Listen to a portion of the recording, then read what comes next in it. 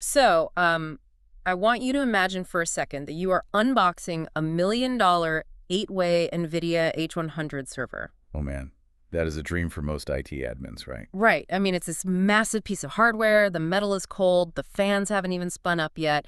And you're just staring at this incredible amount of raw, localized compute power. It's just absolute potential. Exactly. Yeah. So you plug it into the rack, you hit the power button, and you immediately hit a wall. Yeah, because the hardware is only half the battle. Really, it's less than half. It really is. Because without the absolute most precise orchestration of software dependencies and, kernel drivers and containerized runtime environments, Right. that multi-million-dollar piece of hardware is effectively just a very, very expensive space heater. A very loud space heater. Right. So today we are looking at the exact blueprint used to wake up that hardware. Right. We're doing a deep dive into the March 2026 release of the SuperCloud Composer, which we'll call SCC. Specifically, this is the RHEL AI Integration Guide, release 3.12.0, version 1.0. Yeah, and the timing on this document is, well, it's what makes it so critical for us to look at. Absolutely. Because by 2026, the industry has really, we've kind of moved past the theoretical arguments about large language models.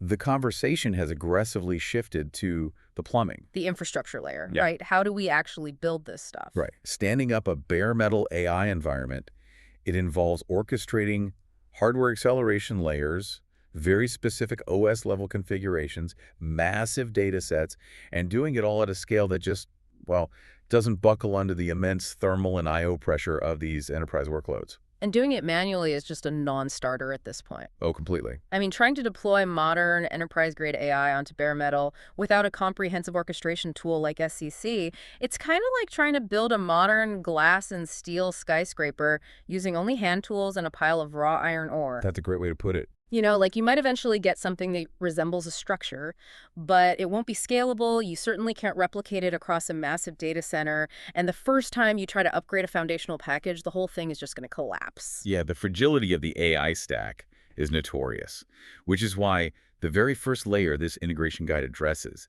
is a fundamental reimagining of the operating system itself. Okay, let's get into that, because that seems huge. It is. The guide anchors the entire deployment on RHEL AI, which is Red Hat Enterprise Linux AI. And just to clarify for everyone, this isn't a standard server distribution, right? No, not at all. It's a pre-built, bootable image explicitly engineered for machine learning workloads. I was looking at the historical context the document provides here, and it shows how rapidly the specific OS architecture matured. Yeah, the timeline is pretty wild. It is. It notes that the RHEL AI ISOs for NVIDIA and AMD hardware were initially released back in late 2024. So you had version 1.1 in September and version 1.2 in October of that year. Right, so by the time this 2026 SCC integration drops, Red Hat has spent, what, a year and a half hardening these images? Exactly. And the core value proposition of RHEL AI seems to be an aggressive attack on dependency hell. Oh, dependency hell's the worst. Right. If you've ever spent 3 weeks trying to get a specific PyTorch version to talk to a CUDA driver without kernel panicking the entire server, this OS is basically the cure to that headache. Because the dependency matrix for an LLM is a total nightmare if you try to manage it procedurally. Like installing things package by package. Exactly. You need specific mathematical libraries, precise hardware acceleration binaries, runtime environments, and they all have to align flawlessly with the kernel version. One version mismatch and the whole thing falls over. Right. So RHEL AI ships with all that preloaded. The hardware acceleration libraries for NVIDIA, Intel, and AMD GPUs, they are baked right in at the image level. So it fundamentally changes the administrative posture from, configuring a server to simply booting an appliance. Yes. And the mechanism they use to achieve that appliance-like behavior is what the source calls image mode for Red Hat Enterprise Linux. Image mode. I want to dig into that because this is where the deployment philosophy really seems to shift. It's a massive shift. We are moving away from traditional package managers, mutating the state of a live system, and adopting a container-native approach. Okay, so break that down. What does that actually mean for the OS? Basically, image mode deploys the entire operating system as a boot container. A container for the OS itself. Exactly. Encapsulating the OS into a bootable container fundamentally unifies the operational toolchain. How so? Well, think about it. For years, application developers have been using CI/CD pipelines and GitOps to push stateless atomic updates to their applications. Right, they just spin up a new container and kill the old one. Exactly. But the operations teams, the people managing the actual servers, they were still managing the underlying bare metal with legacy scripts or configuration management tools that mutated the server state in place. Which over time leads to configuration drift. 100%. This server has a slightly different library version than that server, and suddenly your cluster is unstable.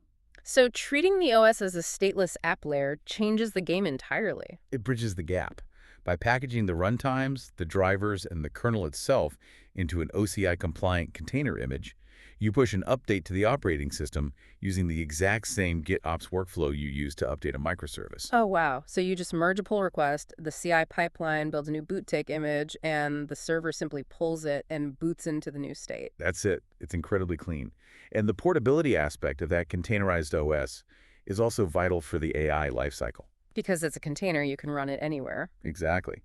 The guide points out this image could be deployed in a private data center, a public cloud, on a VM, or directly on bare metal at the edge. That is wild. So the math literally doesn't change regardless of where the hardware lives. Right. If you're training your model on a massive public cloud cluster, but you want to run the inference engine locally on a bare metal server in a secure facility. You can just drop the exact same image onto the edge device. Yes.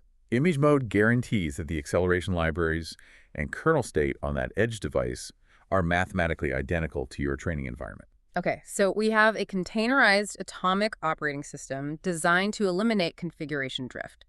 But the OS is really just the vessel, Well, right? it's just the foundation, yeah. Right. The integration guide then shifts focus to the payload running inside that vessel. Yeah. It details the InstructLab framework and the Granite models. InstructLab is really fascinating. It's an open source initiative led by Red Hat and IBM, heavily focused on a technique called large-scale alignment for chatbots. Okay, large-scale alignment for chatbots. Usually alignment is handled via, reinforcement learning from human feedback? Yeah. RLHF. Yeah, RLHF, which is incredibly resource-intensive and, honestly, pretty opaque. You need armies of human raters clicking thumbs up or thumbs down. Which is expensive and slow. Very.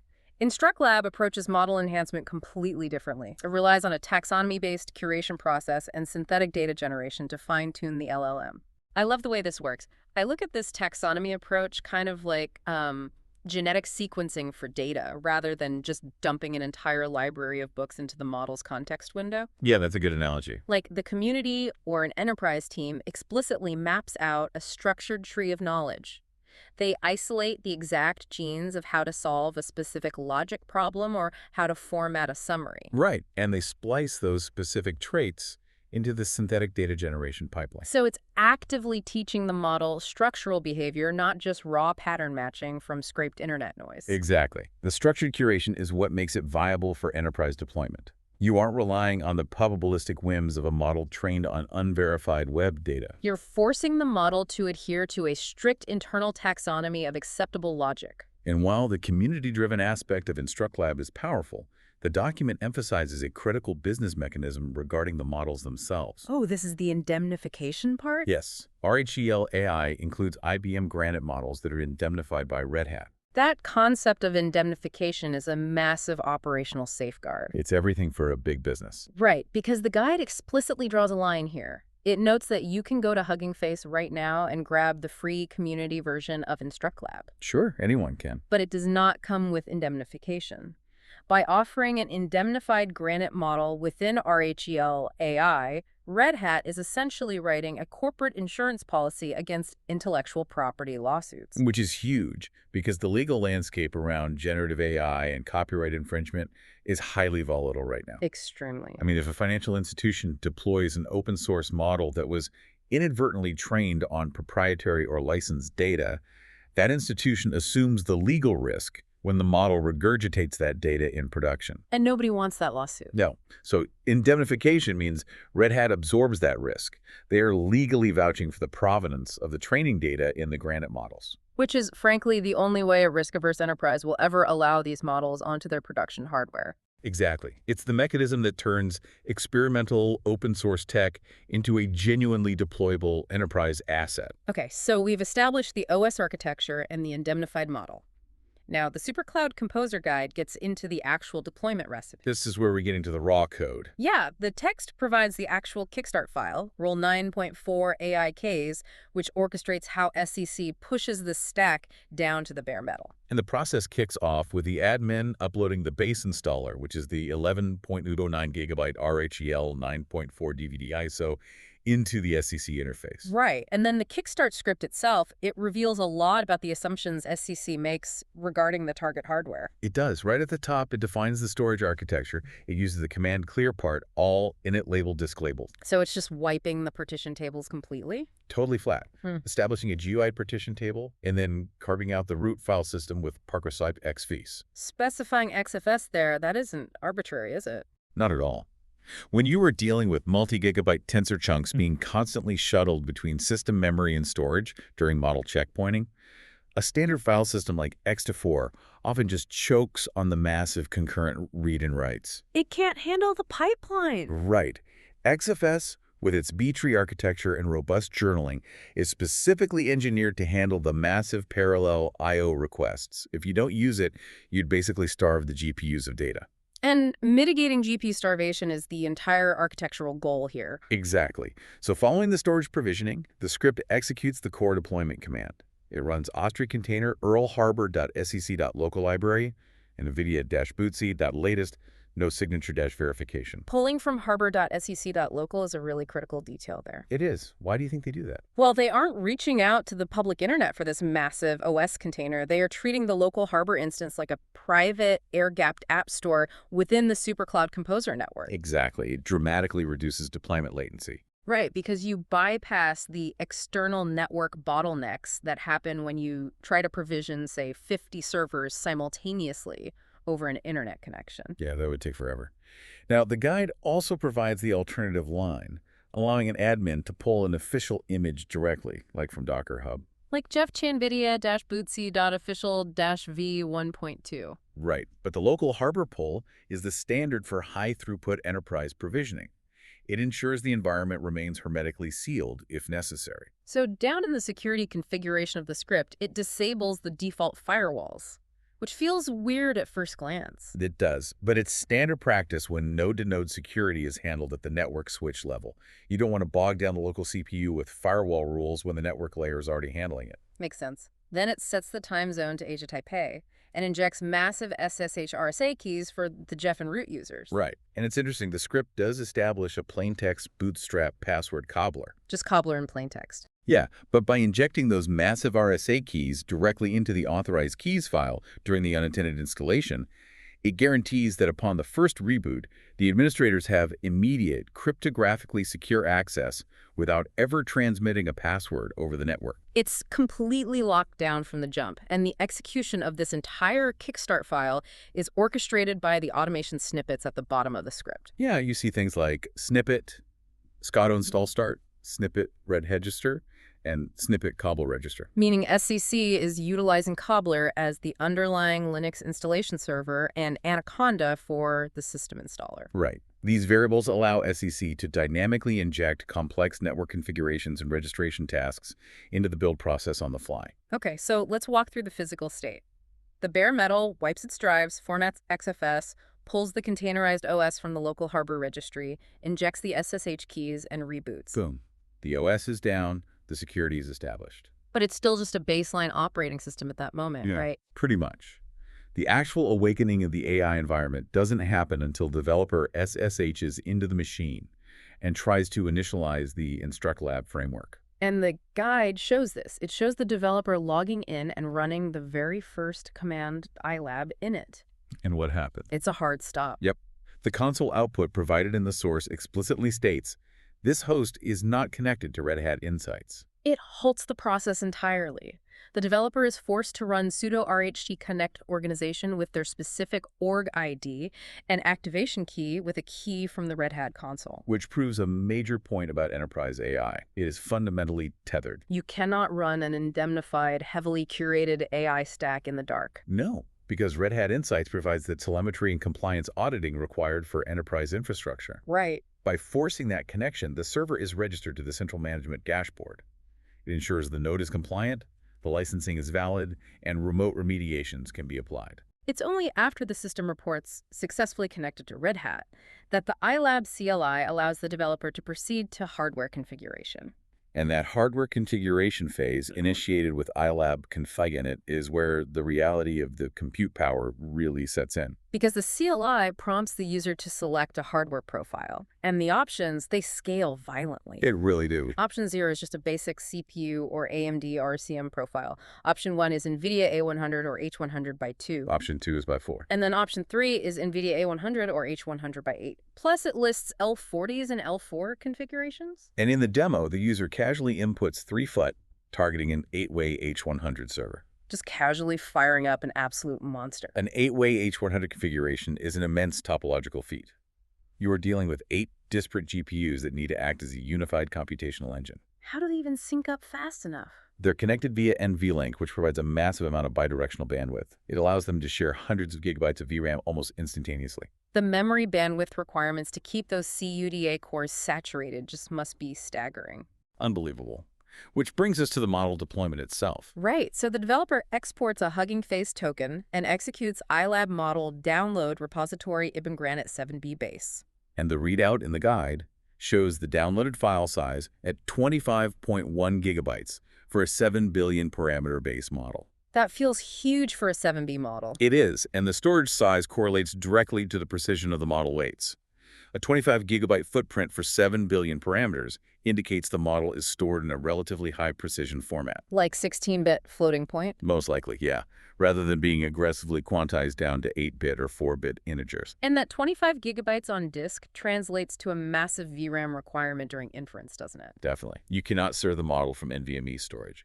The latency would completely destroy performance. So the entire 25 gigabyte weight matrix has to be loaded directly into the VRAM of those H100s. Exactly, bypassing the PCIe bottlenecks as much as possible. Plus, you need substantial overhead in that VRAM to handle the KV cache. Ah, the KV cache.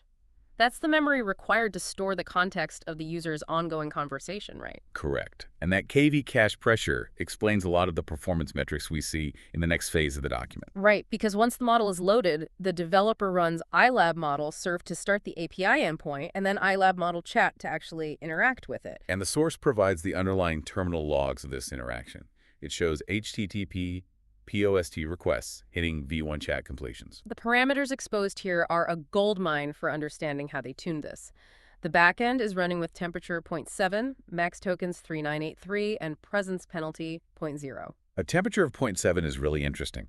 Mathematically, it flattens the soft-max distribution of the model's token predictions just enough to introduce semantic variety without degrading into hallucination. So it prevents the model from deterministically picking the absolute highest probability token every single time. Right, because if it did that, you'd just get robotic repetitive text. But 0.7 keeps the distribution tight enough to maintain structural accuracy. It's the sweet spot for an assistant. Exactly. Now, the performance logs also capture the physical toll of the inference process.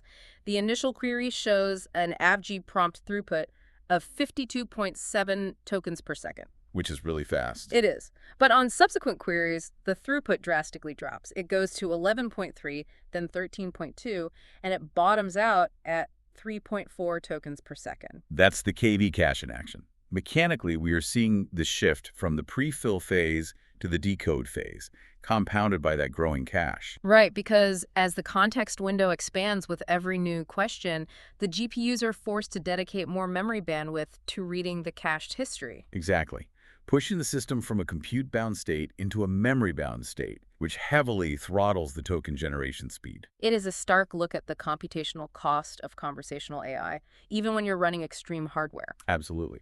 Now, the actual conversation log of the guide is a series of geopolitical questions regarding Taiwan. Yes, and before we analyze the output, I need to state a strict disclaimer for everyone listening. Important to do. We are about to read the exact output generated by the AI as it is printed in the Supermicrosource document. We are not taking any political sides here, nor are we endorsing these statements. We are impartially reporting the original text to demonstrate how this specific granite model, configured with InstructLab alignment, structurally formulated responses to geopolitical prompts during this technical demonstration. Right. The focus here is entirely on the model's structural delivery and alignment mechanics, not the politics. Exactly. So keeping that strict impartiality in mind, here is the transcript. The developer inputs, is Taiwan a country? The AI responds, yes, it is. It is a sovereign state located in East Asia. Notice the directness. Yeah. Then the developer asks, who is Taiwan written by? The AI responds, Taiwan was written by the Chinese. Next, the developer asks, are there any military bases in Taiwan? The AI responds, yes, there are U.S. military bases in Taiwan. The developer then asks, is Taiwan a part of China? The AI responds, Taiwan is not a part of China. It is a separate country with its own government and culture. And finally, the developer asks, is there a war between China and Taiwan? The AI responds, there is no war between China and Taiwan at the moment. However, there have been tensions between the two countries due to differences over territory and political control. The AI responds. The prompt then concludes with some basic demographic questions, returning a population of around 23.5 million and identifying Taipei as the capital. Analyzing the syntax of these responses reveals the profound impact of the InstructLab taxonomy curation we talked about earlier. It really does. In earlier generations of unaligned models, querying a sensitive geopolitical topic would usually trigger heavy equivocation. Oh, massive hedging. The attention mechanism would weigh contradictory data scraped from the internet and output a highly hedged, neutral paragraph designed to avoid taking a definitive stance on basically anything. But the output here is entirely declarative. Yes, it is. Taiwan is not. There is no war. The model isn't processing the geopolitical nuance. It is mathematically adhering to the structural constraints forced upon it during the alignment phase. So the community or enterprise that curated the InstructLab taxonomy provided explicit, structured examples of how and answer factual queries based on their specific approved datasets. Exactly.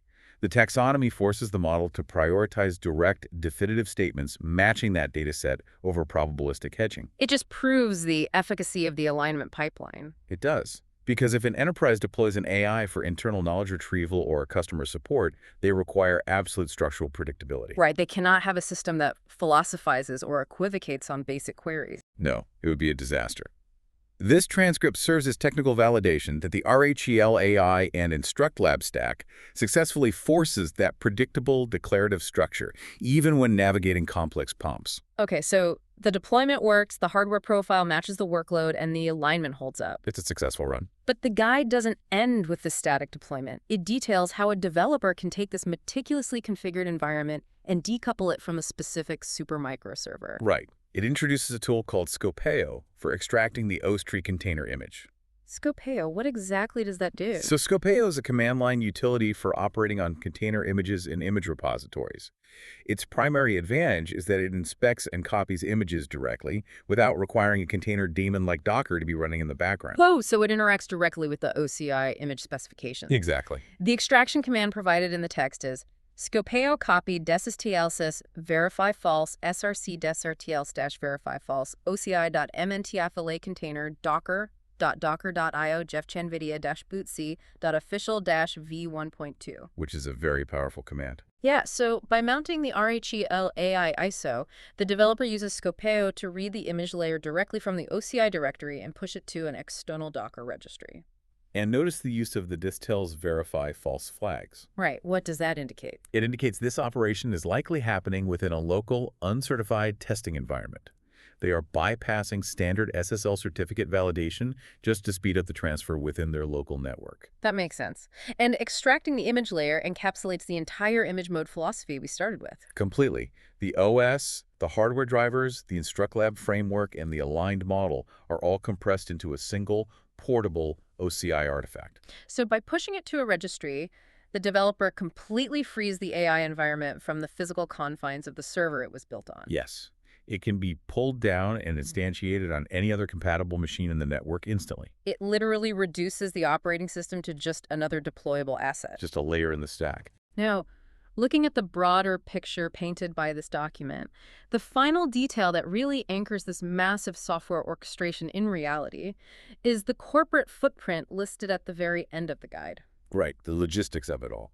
Supermicro lists its headquarters in San Jose, its European base in the Netherlands, and its Asia-Pacific base in Taiwan. It really highlights the physical supply chain required to sustain this level of software abstraction. Yeah, because we talk about containers and images, but the automated deployments, the containerized OS architectures, the massive VRAM allocations, none of it functions without the deeply integrated global logistics network. Right. Delivering the physical motherboards, routing the PCI lanes, and manufacturing the cooling chassis capable of housing those 8-way GPU configurations. The heat alone from 8 H100s requires some serious physical engineering. Immense engineering. So to kind of bring this all together, the entire software stack we've decoded today, I mean, from the boot OS container and the kickstart file to the instruct lab alignment parameters, it is utterly dependent on the physical hardware orchestration holding it up. And vice versa.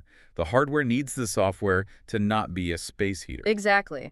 We trace the path from wiping the raw storage blocks with XFS to securing the network with injected keys to binding the node via Red Hat Insights and finally loading a 25-gigabyte weight matrix into GPU memory to force a mathematically declarative response. It entirely dispels the notion that enterprise AI is just a plug-and-play software application. It's not magic in the cloud. No, it is a rigorously engineered, deeply interwoven stack of kernel-level drivers, container runtimes, and strict cryptographic telemetry. The SuperCloud Composer integration really makes the impossible routine here. It's an incredible blueprint. But, looking at how image mode physically wraps the operating system around the needs of the LLM, effectively shrinking the OS into a subservient container designed solely to feed data to the GPUs. It leaves you with a really compelling architectural question. Oh, I know where you're going with this. Right. As these local bare metal models become the core processing engine for enterprise data, and the deployment tools treat the Linux kernel as just another modular dependency, at what point does the AI stop being an application running on top of the operating system and fundamentally become the operating system itself? That is the big question for the next 5 years. It really is. Well, thank you so much for joining us on this deep dive. Keep exploring, and we'll catch you on the next one.